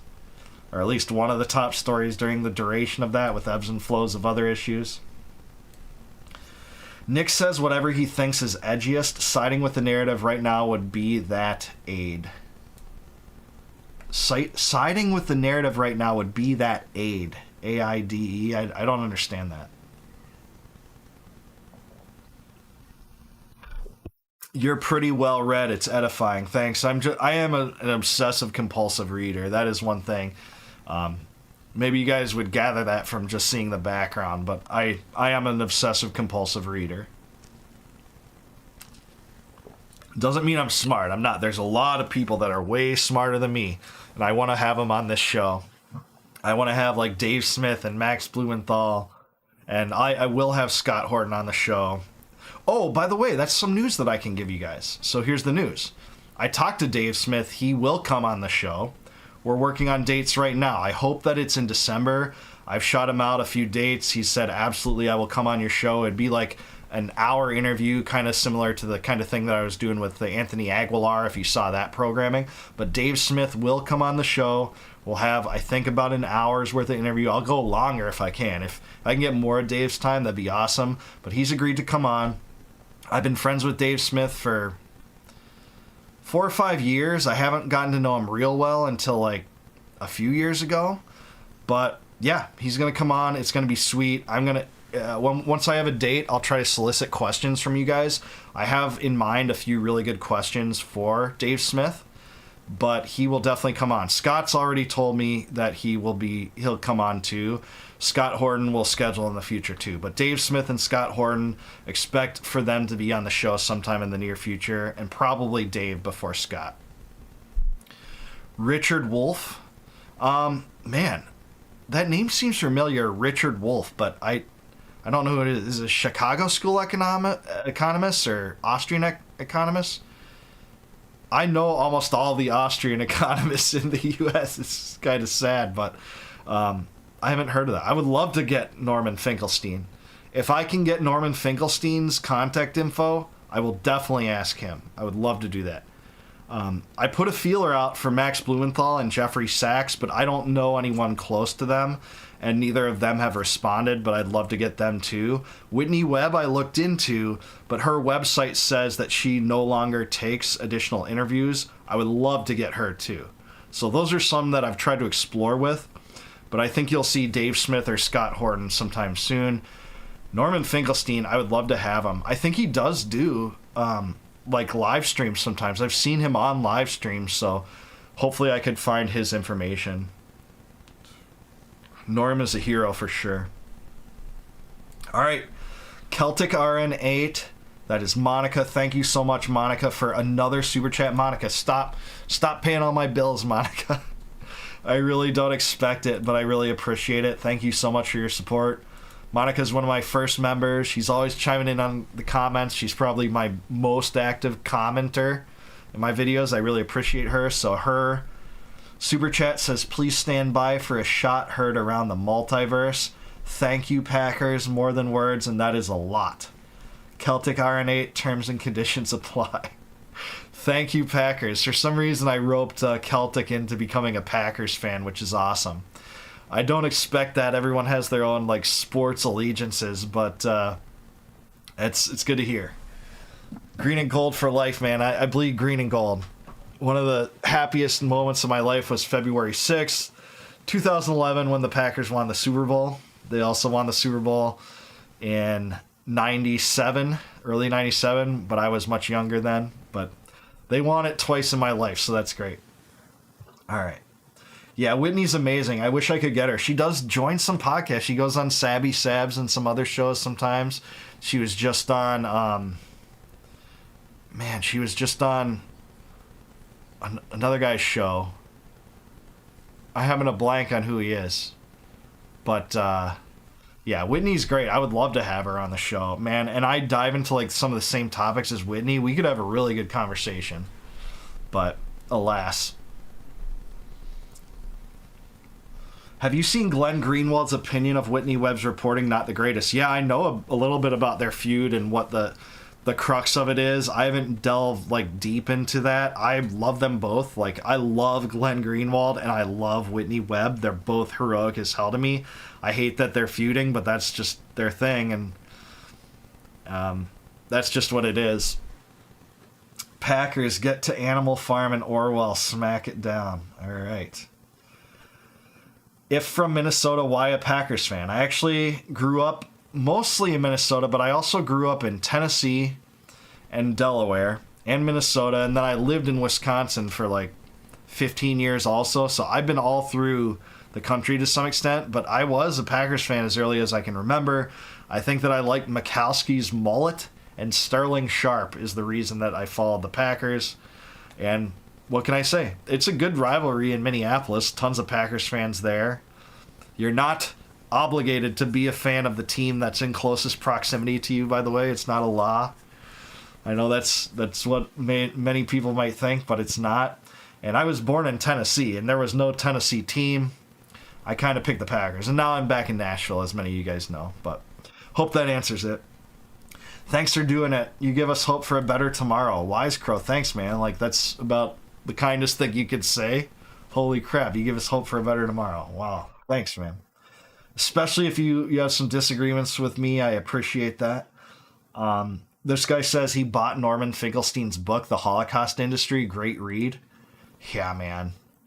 All of Finkelstein's books are great. And that's the great thing. Like, Finkelstein's an old school communist, man, but he's so good on Israel. And they tried to ruin his life for that. They tried to ruin his academic career for telling the truth about Israel in an academic environment. He's the son of Holocaust survivors. And the regime brought the house against him and called him a Jew hater, self-hating Jew. Same thing that they do with like Max Blumenthal and Dave Smith now. But this guy's the son of Holocaust survivors. They tried to ruin him, but he's a total hero. Secrets World. I love Steve Rogers and also Tony Stark. They have different principles and mindsets, but ally the same treasured values to Glenn and Whitney. Right on. Tony Stark, that's Iron Man, right? Like from the comics. I'm not sure what is Steve Rogers a reference to that? I know Tony Stark is Iron Man, right? Celtic says Julian Assange and Edward Snowden are finding justice here. I hope so. I mean, neither of them have justice. Julian Assange pled guilty to journalism and essentially agreed on a plea deal that allowed him to be free. Thankfully, he deserves to be free, but it's not justice. He deserves medals for exposing U.S. war crimes in Iraq and Afghanistan. And Edward Snowden was forced into exile for exposing the truth about the pernicious, deep surveillance state and mass bulk data collection that thankfully Laura Poitras and Glenn Greenwald exposed.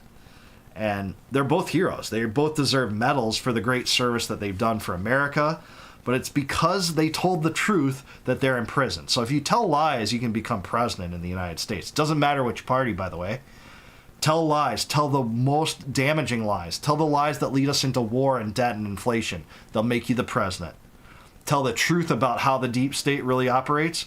They'll put you behind jail, or they'll try to indict you, or they'll hunt you down. They'll revoke your passport, force you into exile, destroy your life. That's what Edward Snowden and Kiriakou and Julian Assange found out. That's what Frank Snepp found out. That's what a lot of the great whistleblowers found out. No, I do like the Marvel comics, but I'm more of an X-Men guy. I'm an X-Men guy. I haven't really paid super close attention to that comics in a while, but I was a big X-Men guy. For sure. Oh, Steve Rogers is the original Captain America. Alright, sorry. Did I just get people unsubscribing because of that now? I didn't know that. But yeah, I mean, Captain America is a classic too, but... Yeah, you'll be forgiven for being wrong, but you'll never be forgiven for being right. And what episode demonstrates that better than Snowden, by the way, where Clapper can lie on a congressional committee when pressed by Ron Wyden. He can say, we're not collecting bulk data without a warrant. Complete and utter lie. It's what Snowden talks about in his book. One of the reasons why he decided I have to come clean with the truth about this is I see James Clapper in Congress saying that, you know, there's no bulk data collection. This was the top spy in the United States. I think the director of national intelligence at that point, just lying through his teeth. Guess what? No indictments, no punishment. He was hired by CNN, and then he got back into the administration after that. I think the Biden administration, right? Or was it the late Obama administration when he came back? I forgot. But yeah, that is what happens. They don't pay the same price. You know, people in power are above the law. So whenever they tried to be like, oh, Russiagate, these indictments versus Trump, these charges toward Trump, it shows that no one is above the law. And I'm sorry, that's just objectively false. They are above the law. Almost all of them that engage in duplicity. And I think that Russiagate was a farce, but I also think Trump is a war criminal for obvious reasons. We talk about it all the time.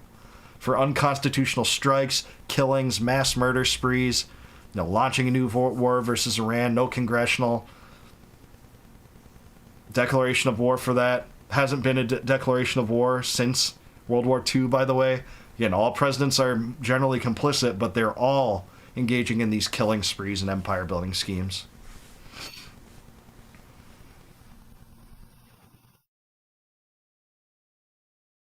You religious, Liberty Vault? Yeah, I'm a very devout Christian. Maybe it's shamed me a little bit that I don't put in more into my content, but people that have watched a lot of my videos know that I am. You know, I'm an ardent Christian. I'm going to church tomorrow. Doesn't mean that you're a Christian if you go to church, by the way, but I believe in going to the church congregation the first day of the week. I belong to a Church of Christ congregation here in Tennessee, near where I live. I also participate a lot. I've actually taught the adult class twice this quarter in church, and yeah, it's an important part of my life. I hope that it will creep into more of my content than it has. It kind of shames me that it doesn't, but I'm definitely a Christian. It's a really important part of my life. Have you played the recent Dragon Quest remakes? Yes, I'm really into old school role-playing games like Dragon Quest, Final Fantasy, Star Ocean, Suikoden, Xenogears, Chrono Trigger, Breath of Fire. I'm into all those. I did play the Dragon Quest remakes, especially 3. I have not ended up playing 1 and 2 yet, and that just came out, by the way. And by the way, you can probably see my dog back here. He's stretching right now. But I've not played 1 and 2, but 3 was awesome, and my understanding is that it has like the same engine as 3, so I do want to play that. We're going to shut down the stream here in a few minutes. It's almost getting 2 hours. I didn't realize that, but... Edward Snowman, I am not religious, but I love that you are open about your faith. It rules. Hey, thanks, man. I appreciate that. And yeah, you know, you don't have to be religious to consume my content. I respect people that aren't religious. Some of my best friends aren't, but it's important to me, and I really appreciate your attitude toward that N-word. That's really really kind of you, actually. Wow, I just realized you were the author of the book on Thomas Paine Behind You. Yeah. Yeah, Thomas Paine, A Lifetime of Radicalism. I published this book in 2018. It's my second book. It was an exhaustive effort. Took about 4 years to write it. You can get a copy, even personalized by me if you want, by clicking on the link in the description below. You can buy it in paperback or hardcover. The hardcovers are really good quality. I got good ratings from people like Kevin Gutzman and Tom Woods and Jeff Deist, if you know who those people are. And I'm very proud of it. It's one of the most exhaustive projects I ever completed in my life, and you can get a copy of your own for Christmas. Get one for a friend or family member. I would say it's a great stocking stuffer, but it doesn't probably really fit in a stocking, but it makes her a good gift. You can get that, and on the site, if you go there, you can put in a friend's name or a family member's name, and I'll sign it to them. I'll personalize it to them. So yeah, I'm proud of that. That's my second book, and I appreciate you mentioning it. I probably wouldn't have mentioned it otherwise, but you can get that. Secret Studios says, don't let it shame you. The Lord will inspire you when to convey the messages regarding your faith. You haven't much because he hasn't willed it. Have faith in his will. Thanks, man. I appreciate that. But I've covered a lot of religious topics on this channel. Actually, one comes to mind where Tucker Carlson was talking to Cliff Knechtel. I think he's an Orthodox Christian minister that goes to like college campuses and stuff and holds debates with atheists and stuff. He's a Christian apologist, right? And he was on Tucker's show talking about who the chosen people are, right? And we don't have a chosen people anymore in Christianity based on ethnicity, not at all, right? And if you want like the best chapter on why we don't, it's Galatians 3. You can read that. There's plenty of other verses, but I did talk about that, and I think that's an important subject, especially when it comes to Christian Zionism and dispensationalism and this idea that modern Christians are obliged, according to Ted Smith, to fund the modern Israeli state during a genocide, no less. I just think that's such garbage. We have to dispose of it, and there's nothing Christian about that whatsoever. You know, we have to denounce that. I will always denounce that. Liberty Vault, have you received any invites to join in on forum-type live chats with other channels? No, I have not, but I'm open to it. You guys know I love other creators. Ooh, Super Chat. We got the Super Chat. N-word Snowden is back with another Super Chat. What's up, man? Hey, thank you. N-word Snowman. If you received an invite to appear on the show Whatever, would you accept? What is that show? What is the show Whatever? Is that the one where it's like 8 chicks in a room in a circle? Is that the one? Is that the one I'm thinking of, guys? The show Whatever. Should I know what that is? If I don't know what that is that good? Does that speak glowingly of me if I don't know what that is? Isn't it the show with all the chicks in a circle? I could be wrong. Who's your favorite founding father? Thomas Jefferson. Not close. Definitely Jefferson. For so many reasons. His opposition to central banking, his opposition to the centralization of political power in general. There's so many things about Jefferson that I love so much. For sure. And the least favorite is Hamilton. But I can't stand like Gouverneur Morris, or I can't stand James Wilson. I can't stand like the most ardent Federalists very much. But Jefferson was the man. James Taylor of Caroline, up there for sure. James Iredell, pretty good. George Mason, definitely up there. George Mason. Heroic George Mason. It's just a crime you don't hear enough about him. Oh, what book do you recommend on Thomas Jefferson? Well, there's a few, but the best one is called Thomas Jefferson Revolutionary by Kevin Gutzman. He's a friend of mine, too. I might be able to get him on the show sometime. But Thomas Jefferson Revolutionary, amazing Jefferson book. It's not an exhaustive biography. If you want the most exhaustive biography, it's Dumas Malone's 5-volume. Like, here's Dumas Malone's Jefferson. Look at this.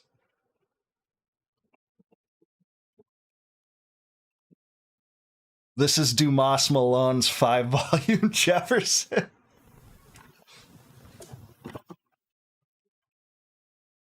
He spent his entire life writing that. Virginian famous historian. But Thomas Jefferson Revolutionary is great. I should maybe have Kevin Gutzman on. All right. Gonna wrap up here, guys. I really appreciate you always stopping by. Thanks everyone that promotes the channel, shares the channel, says kind words, puts in super chat. I really appreciate it. I really appreciate you guys. And Colette, I self-published those books. So, yeah. All right. Well, thank you guys so much. This was a fun time for me. I'm going to get some water and hopefully not kill the rest of my voice, but enjoy the Bears-Packers game tomorrow if that's your cup of tea. Otherwise, enjoy the content. Really appreciate the dynamics here, the interactions, the super chats. It's great. And maybe see you next week. Not sure yet, but expect Dave Smith or Scott Horton sometime in the near future also. Take care, guys. No more war, no more debt, no more inflation, no more empire. Peace out. Liberty Vault Live comes to a close.